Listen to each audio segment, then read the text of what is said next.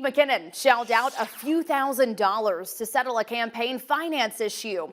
The Dow County chairman admits he missed the campaign filing deadline for 3 months last year. But he tells News 4 there was an issue with his Secretary of State filing account.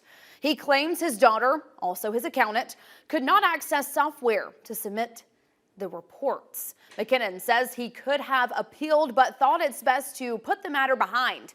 He is seeking re-election and has 2 opponents.